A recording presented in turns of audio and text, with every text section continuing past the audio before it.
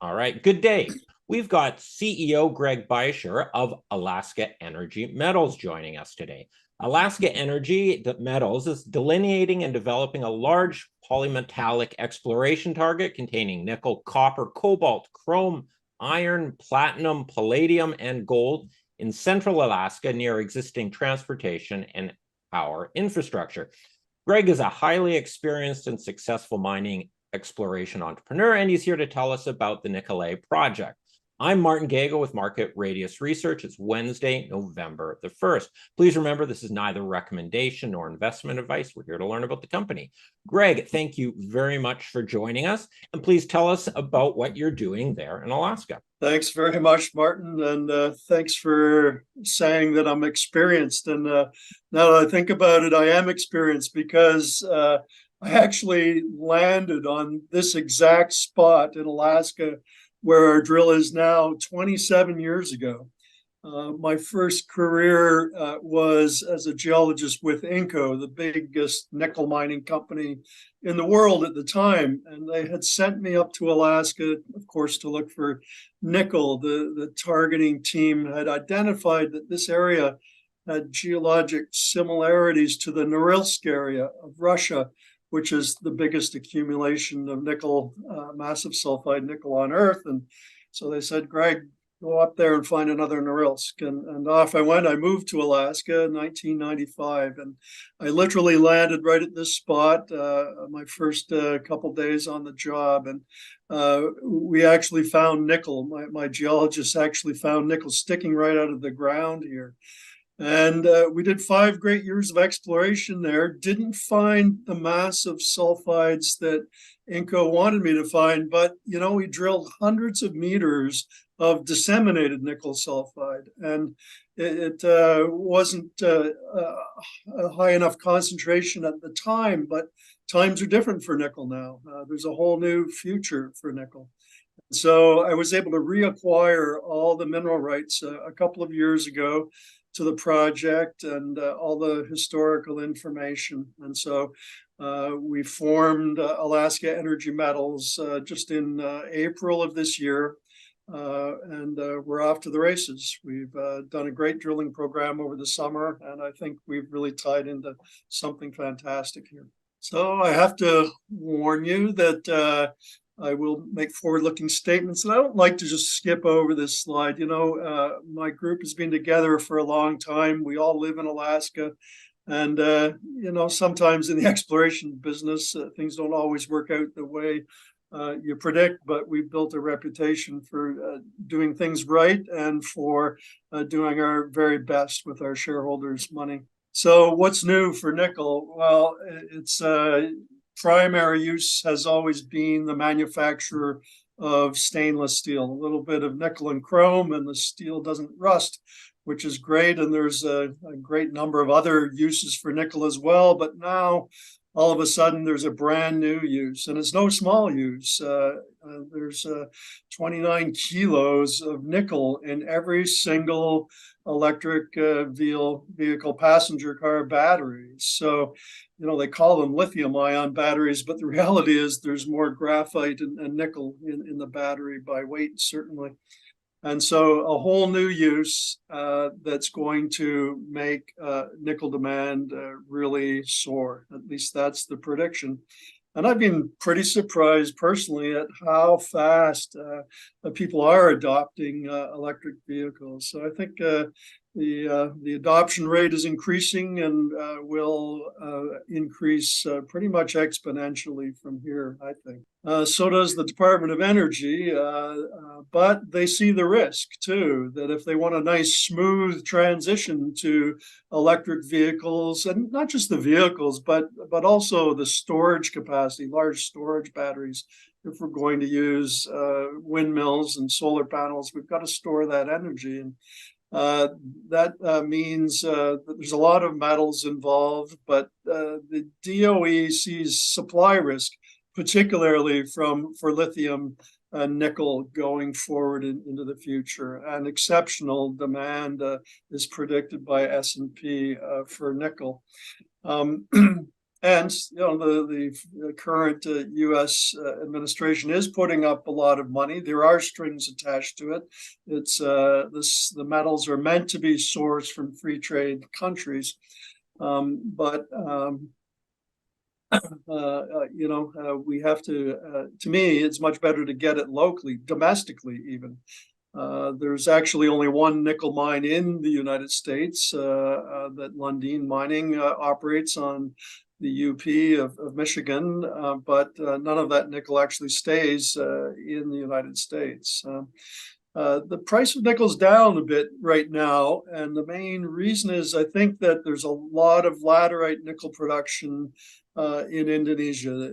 The developments there are surging to meet demand, and they're meeting it quite well. But the unfortunate part of that is that the carbon footprint of laterite nickel is pretty high, especially when you upgrade it to battery grade nickel. So if the whole idea is to put electric vehicles on the road and use nickel to make the batteries, then laterite is not necessarily the good way to do it. And again, we'd be better off to produce it locally.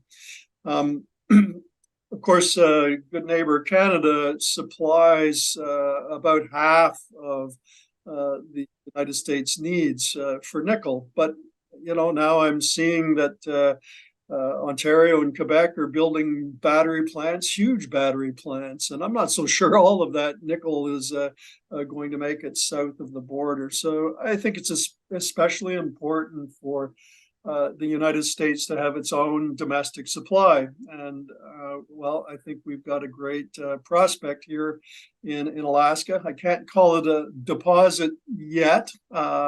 We're still waiting on some assay numbers before we can calculate the first actual resource, but we're getting close. So I might be able to tell you, though, about a possible mineral deposit. And every black dot on this map is a historical hole, some of which I drilled myself way back in the 90s. And this band of yellow is a zone of mineralization, a zone of disseminated sulfide mineralization. So we raised money this year and set out to drill holes. We drilled the ones shown in blue. And we know drill those holes and that the historical grade of 0.35% nickel equivalent, that's around 0.25% nickel, plus the value of copper, cobalt, platinum, and palladium.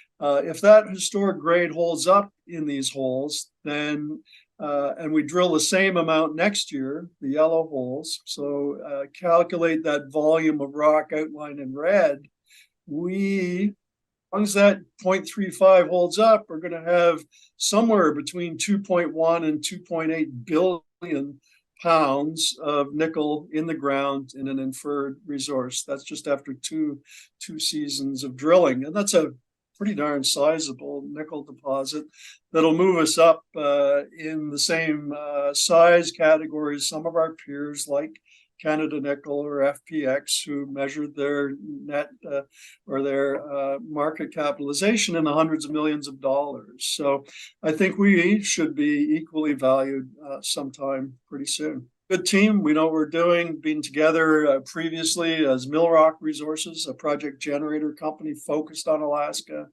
And we've executed programs all over the state. And I would say also now we're very well connected in the capital markets side of things. Tyron Breitenbach out of Toronto, an advisor, Commodity Partners, a group out of Vancouver that's helped us raise $12 million over the course of the summer to execute the drilling and marketing work that we're presently doing. So the company's in quite good shape, just 51 million shares outstanding. We're trading up over 60 cents now, so market cap's probably 30 or 31 million. We raised money through the summer, started the company just in April, did a recapitalization, raising 2.7 million, no warrant, and that stock was immediately free trading. I don't think anybody sold it. And then we raised a total of 9.5 million over the summer in both a brokered and non-brokered placement at 40 cents with a warrant that's at 80 cents, half warrant. And so each full warrant is exercisable at 80 cents. So most of my new investors are the biggest shareholders of the company. The brokered placement was done by Emerging Equities of Calgary with Cormark and Echelon, Red Cloud, and Canaccord as syndicate participants. And so a lot of these people, I think, were initial investors in Canada Nickel, which is a good parallel, I think, to Alaska Energy Metals, and they've done quite well. Right. So we're in a pretty good spot for Alaska. I live here in Anchorage, have ever since '95. Project's probably a 5 or 6 hour drive from my home on paved highways, or you could fly to Fairbanks, and it's just a couple of hours down the highway from there. Power is not too far away, maybe 70 kilometers. There's a railway that runs between Fairbanks and Anchorage and Deepwater Port. So when we go to build a mine, we're not too bad a shape considering how far north we are. So I'm zooming in. Here's the Richardson Highway coming south from Fairbanks, passing through the Alaska Range Mountains. You can see the snow and some glaciers there in the high country. We've got 2 blocks of claims: Canwell, which is just in the mountains here, right beside the highway, and then the Eureka Zone, where we've got this large disseminated mineralized zone. So we can get pretty close to it. There's an old gravel road here that was built years ago to service alluvial mines here in the mountains. It would take a fair bit of work to upgrade that, and we'd need a bridge across the river here. But potentially, when in the years in the future, we'll be able to upgrade that and extend it right out onto the prospect. Right now, we're using helicopter to move and service our drill. So it'd be nice to get away from that, but the capital cost to build the road would also be pretty substantial too. So we're just sizing that up now at the moment. Greg, that road looks like it's maybe 15, 20 kilometers, and then you'd need a few more, maybe 5, 10 kilometers in addition. It's only about 3.5, 4 kilometers across here, and this is pretty calm country too. It's pretty flat-lying tundra on the range front here. And looking from the satellite image, it looks like you're obviously not on a mountain. You're in a valley, a low area there. So it looks like obviously with the road quite accessible and nothing really getting in the way. Yeah, no, the terrain's pretty good. A Canwell block, it's steep country, but there's roads actually that go all over the claim block, 4-wheeler roads, pickup roads. But yeah, so it's not too bad. We'd be able to get out there pretty easily. This is also a good time to talk about permitting because people often ask about that. And I think the good thing that we've got going is that all the water draining off these mountains and through the project is really heavily laden with silt. It's glacial meltwater. And so as a consequence, it really doesn't support any fish life. And this becomes the Delta River here.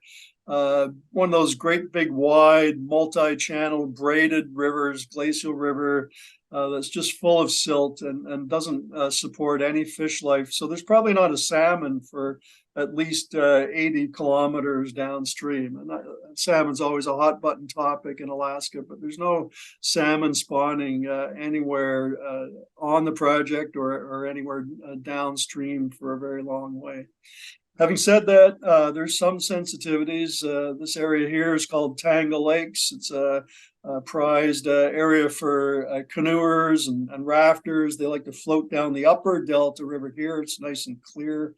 But until it hits the drainage from our claims, then it gets all silty, and that's where people pull out. So there'll be some opposition, I'm sure, from people, but overall, I think we're in a very formidable place. It's on state of Alaska owned land, and the state's quite pro resource, and we're in the Otna Native Corporation region. As you know, land claims have long been resolved in Alaska, but there's no actual native land immediately in this area. So again, I think we're in a very formidable spot to build a mine. We've got all our exploration permits in hand, of course, for years to come. Yeah. So I just want to show you a cross section through the deposit. So here's the surface of the earth here. The deposit comes right to surface. It's just hidden by a little bit of glacial cover. And as I mentioned, it was discovered by my Inco team back in the 1990s, where there was a couple of surface outcrops with disseminated nickel mineralization and a fantastic soil anomaly above this. And so we drilled a couple of holes, not right on this cross section, but back in the 90s. And honestly, it was a disappointment. We thought we were going to find rich, massive sulfide, but we just got all this hundreds of meters of disseminated nickel sulfide mineralization. And at the time, like I say, it was a disappointment, too low grade back then, but now it absolutely could be ore grade. And it's thick. I mean, look at this, 300 meters across. We announced this hole a few weeks ago. And then, so 341 meters down hole. But that's somewhere in the order of 310 meters true thickness of this entire mineralized zone. The central portion, colored in the darker red colors, a bit higher grade, but then the outsides, which are more around 0.32%. But overall, across the whole thing, it's very typically, when you take the mineralized zone as a whole, it's around 0.34%, 0.35% nickel equivalent. That's around 0.25% nickel, plus the value of copper, cobalt, platinum, and palladium. And this is what it looks like. It's a peridotite, an ultramafic rock, with disseminations of nickel, copper, and iron sulfide. So these little shiny specks are what we're looking for here. So with a deposit like this, the metallurgy and recovery rate of those grains of sulfide is going to be crucially important. And we're starting that work in earnest now that we've got fresh drill core to work with. But we have done some work on historical drill cores, and we do have information from that historic work. And what we see is that at least in the core zone, where the grade's slightly higher, that over 90% of the nickel is in the form of the common sulfide mineral pentlandite, which is great news because it's readily recoverable by standard flotation methods. It seems like the outer portions of the deposit have less pentlandite, but more of a nickel iron alloy, kind of like the aurite that's in FPX's deposit, for example, in British Columbia. So good news there too, because that can be recovered as well. And not too much of the nickel is tied up in the silicate minerals like olivine. But there's still a ton of work to do, and it will have quite a bearing on the economics for a mine development. And we'll have to be looking at both in the coming year for sure.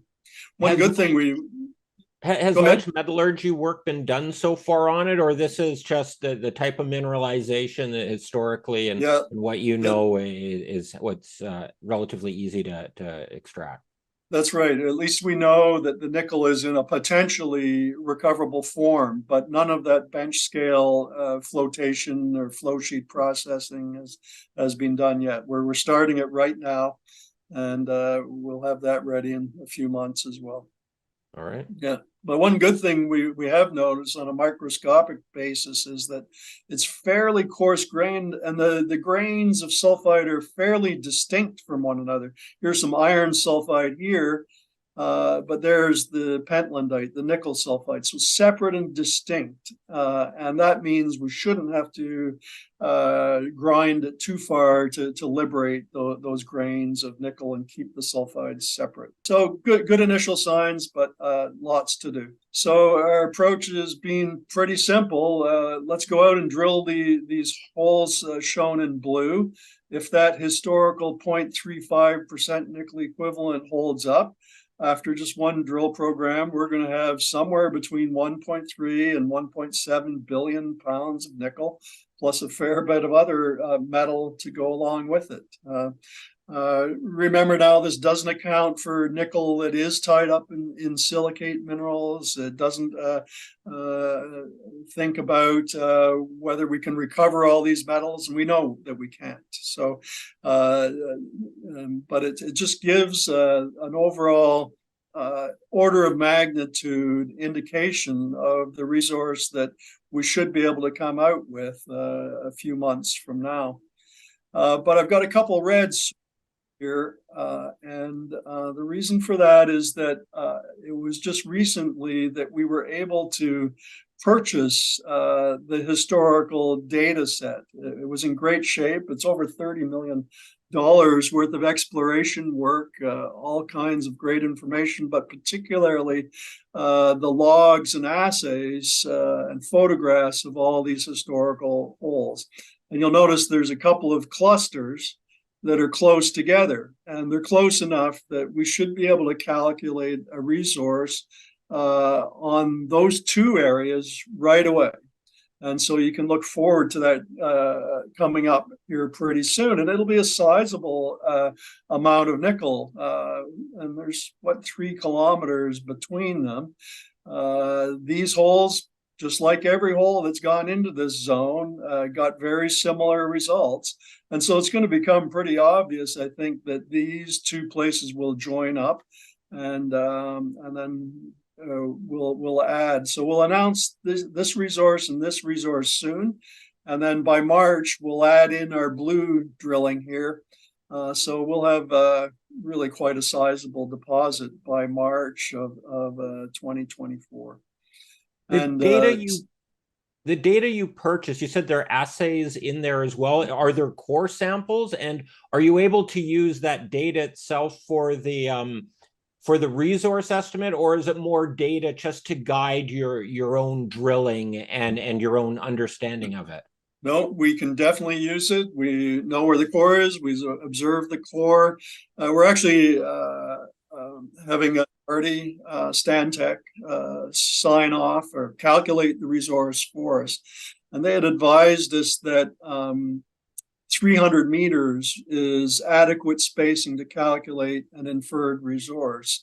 And they've looked at all the QA/QC information for the historical drilling, and they tell us that they're happy with it and are going to be willing to sign off on a resource. So there'll be a resource here soon. There'll be a resource right there soon. And then a few months from now, we'll add the bigger red zone there in March. So it'll be quite a lot of nickel, and I think each announcement should seriously increase the price of our shares. Is we can't call it an ore body yet, the structure, is it open? Like, it looked like it still had it hadn't been drilled to depth on it. Is it east, west, south, north? Is it well delineated, or is there still opportunities there? Lots of opportunity. I mean, this hole and this hole, I mean, there's a kilometer or more between them, but they got the very similar result. And there's no misses anywhere in between. Anytime anyone's ever drilled into this band of rock that I'm showing in yellow, around 0.35% nickel. What I'm showing here is maybe 7 or 8 kilometers long, but we think it goes for at least 12 kilometers like this, but based on historical drilling and surface rock samples. So it really could be quite extensive. You did yourself, or were part of the team that did some of the initial drilling. How old is all this drilling, or were there other owners and prospectors in between today you and the young you? Yeah, yeah, there's a bit of a history. And just to further answer your question, so the strike extent of the zone seems quite long, but and this hole here, historical hole, drilled by Pure Nickel back in 2007, that went pretty deep. That's got to be 600 meters below surface down to this point, measured vertically. So pretty substantial depth extent, and it seems to keep going. That's probably the deepest hole that's been drilled. So, but it is open in all three directions then. But yeah, the history was Inco with me at the helm for 5 years in the late 90s. Sold the project then to a TSX venture company called Pure Nickel, who did, I would say, 8 years of great work there in joint venture, also first with Anglo American and then with Itochu. And they were sharp geologists, did really good work, found what I found, lots and lots of disseminated sulfides. They, of course, were looking for those massive sulfides as well. But eventually in 2012, the nickel price was down and Pure Nickel couldn't keep going. And eventually they dropped the claims, and I kept my eye on them. And then finally, I just a few years ago staked them up. Yeah. Right. So this is what we did this year: drilled those blue holes, bought the data, and we're crunching all those numbers. And that information will come out in two batches in the next 5 months. And then we look to next year. And I'm actually just in the middle of adjusting this slide because I think we're going to get pretty aggressive and more or less drill it from around here all the way over to here at the inferred spacing every 300 meters. It's so homogeneous, so regular that we can do it at 300 meters and be able to calculate the resource. But even if we just do the holes shown in yellow, along with the ones we've already done in blue, then we're going to have at least 2.1 to 2.8 billion pounds of nickel in the ground. But I think if we drill it from all the way over here, all the way to there, it's going to be substantially more than that. So we're just sort of working up a new slide and proposal right now. About how many meters of drilling in the ballpark, do you expect to be doing? I guess. Yeah, so to drill it from here all the way over to here at 300 meter spacings would take us about 15,000 meters. Like you've got quite a few blue lines there, which is your work, correct? How many drill holes has been punched into this project over the decades? I don't have that exact number at my fingertips, but it's less than you would think, considering.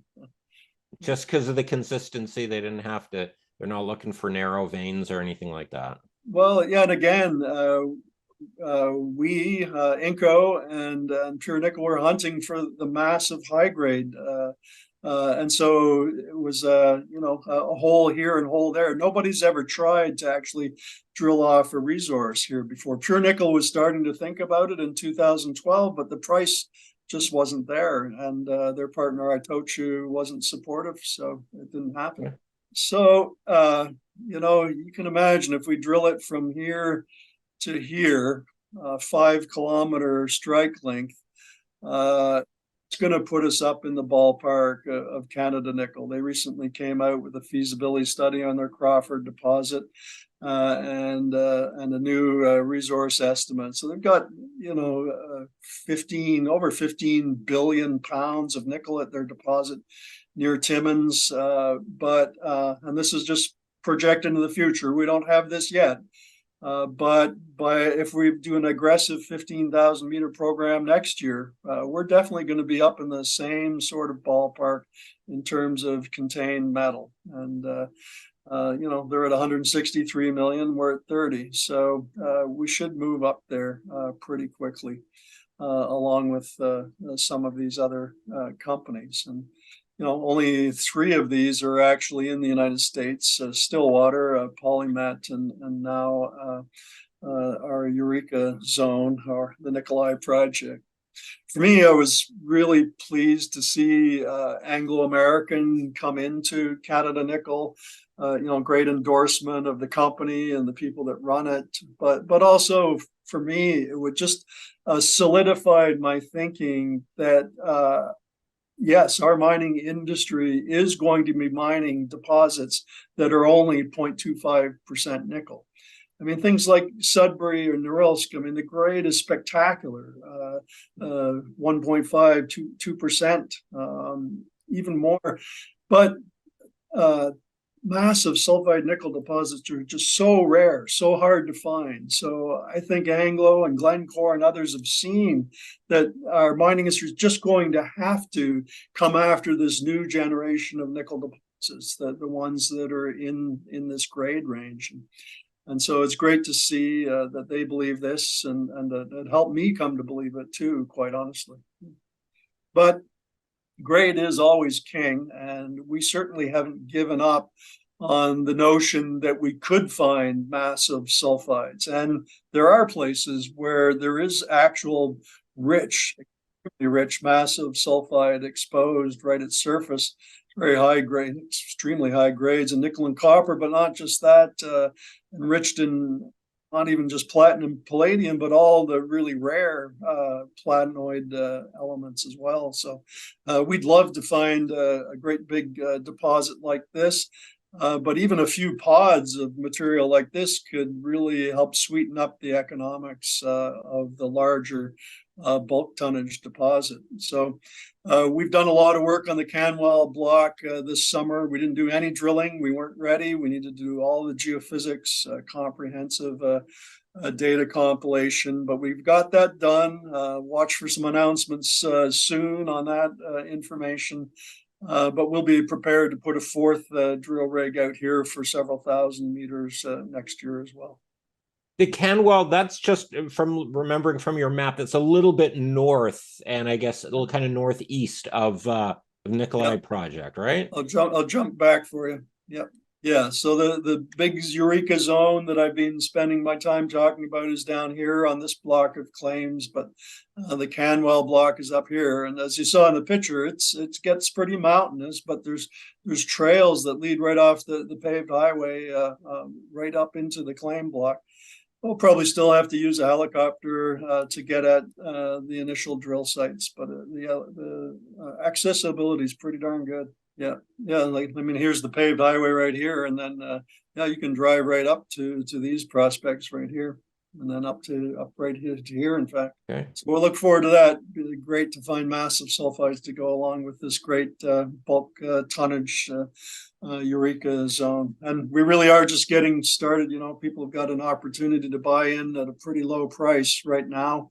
Lots of catalysts over the next few months. And we're really starting to get out there and market it, tell the story, and let investors know about it. Hence being here visiting with you today. But it is a bit seasonal. We start work typically in May. It's getting snowy by October, and in the early stages of exploration, it's best just to stick to the summer months. It's more cost effective, but once we get road access, we can certainly go year round if we have to. Yeah, so that's the summary, Martin, and glad to take questions. Excellent. All right. Well, thanks, Greg. Has there been any notable M&A or staking in the same region as you? Right. So we've got neighbors now. This block of claims shown in purple is actually a company called Kobold, which you may have heard of, KOB. they're a little bit famous because it was a group of geologists financed initially by Bill Gates and Jeff Bezos with the idea that the geologists would use artificial intelligence or machine learning to actually analyze the entire world for the most prospective places to look for nickel and cobalt, because those guys know that those metals are going to be key to a transition to greater electrical energy. And so, they ended up looking all over the world and selecting claims here. So they're working away on their claims at the moment, and we're good neighbors. And then an Australian company came along and sort of surrounded us here with this green block of claims. But